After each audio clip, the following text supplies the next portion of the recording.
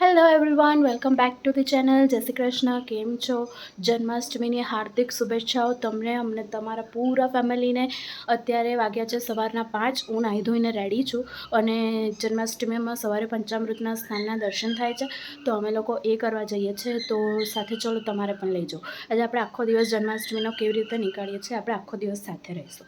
Okay, ચલો હું દર્શન કિંટુ નાહી લે એટલે અને દાનુને ઉઠા દઉં એટલે આપણે દર્શન કરવા જઈએ. ચલો તમારે પણ લઈ જઈશ. Good morning. આમાં દાનુબેન દર્શન માટે રેડી.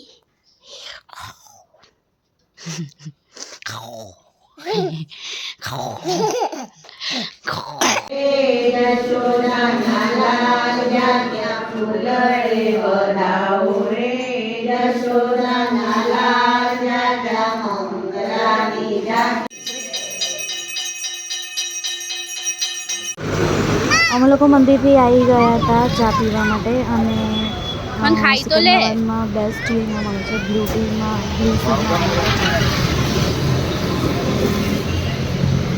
સો અમે લોકો દર્શન કરી અને ચા પીને આવી ગયા છે ઘરે. હવે હું ફટાફટ કપડાં ધોવા નાખીને ગઈ હતી, કપડાં સૂકવી દઉં, પછી બધું ચેન્જ કરી, સાડી પહેરી અને હું પાઠ સેવા કરું, પછી તમને થોડીક વારમાં મળું. હા ને? હેલો ગાઈઝ, આજે એવું હતું કે જન્માષ્ટમીનો આખો વ્લોગ બનાવીશ, પણ આખો મૂડ ઓફ થઈ ગયો. સેજ પણ વ્લોગ બનાવવાનો મૂડ જ નથી રહ્યો. જન્માષ્ટમી જો તો પણ મૂડ નથી રહ્યો. આ જો મારી ઘરે રાધેશ્યામ હતા તો શ્યામ ઉડી ગયો છે, એટલી રાધા રહી ગઈ છે. જન્માષ્ટમીના દિવસે જ શ્યામ ઉડી ગયો. જો અમે એને શોધવાનો બહુ જ ટ્રાય કર્યો, અમારે મળ્યો પણ ખરો, ઝાડ પર બેઠેલો પણ જોયો, અહીંયા આગળ આજુબાજુ ઘરની આજુબાજુ ઉડે પણ છે, તો પણ એને એટલું બધું ઉડતા પણ નહોતું આવડતું અને ફ્લાય કરીને નીચે લેન્ડ કરતાં પણ નહોતું આવડતું. આજુબાજુ ઉડે છે અને અવાજ આવે છે, અવાજ આવતો હતો તો અમે બાજુના જે ગલીના ઝાડ પર એને શોધીને પણ આવ્યા, આ રાધાને પણ લઈ ગયા, બધું જ કર્યું. સ્પીકર પર જોર જોરથી એનો અવાજ પણ વગાડ્યો, બધું કર્યું, પણ એ ઉપર ઝાડ પર બેઠેલો દેખાય પણ એને નીચે લેન્ડ કરતાં જ નથી આવડતું. પણ હમણાં હવે કલાક 2 કલાકથી એનો આજુબાજુ અવાજ પણ નથી આવતો. હવે ક્યાં જતો રહ્યો શું ખબર. આ બિચારી હવે એકલી રહી ગઈ. હવે દેખું છું અને પાછી જ્યાંથી લીધી હતી ત્યાં આપી દઉં કે પછી એના માટે કોઈ બીજું પાર્ટનર લઈને આવું, બેમાંથી એક કરું. હજી ફરાળ પણ નથી બનાવ્યું, કોઈએ કશું જમ્યું પણ નથી. સો ચલો હવે ફરાળ તો બનાવવો પડશે અને જમવું પણ પડશે. તો હવે ફરાળ બનાવવાની તૈયારી કરે. ચલો હું બતાવું કે હું શું બનાવું છું. જો આમાં મેં બટાકા બાફી લીધા છે. આમાં સાબુદાણાની ખીચડીમાં બટાકા નાખવાના છે અને બટાકાનું શાક કરવાનું છે.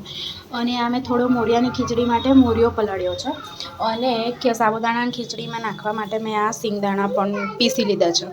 હવે આ કુકર ઠંડુ પડે એટલે આપણે હવે આગળની તૈયારી કરીએ.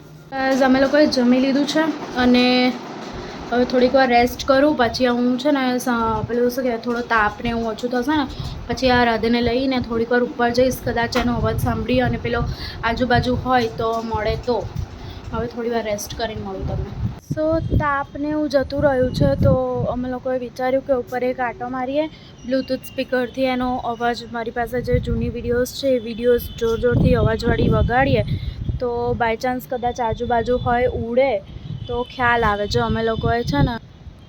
અમે લોકોએ આ રાધાને પણ અહીંયા ઉપર મૂકી દીધી છે, કદાચ એ ઉડતા ઉડતા દેખે તો. એને છે ને ઘરે આમ તો ખુલ્લો જ રહેતો હતો, એને ડાયરેક્ટ ફ્લાય કરી અને પિંજરા પર બેસવાની ટેવ હતી, એટલે પહેલાં એને ઉપર મૂક્યો છે. જો બતાવો, જો આવી રીતે અમે મૂક્યું છે એને,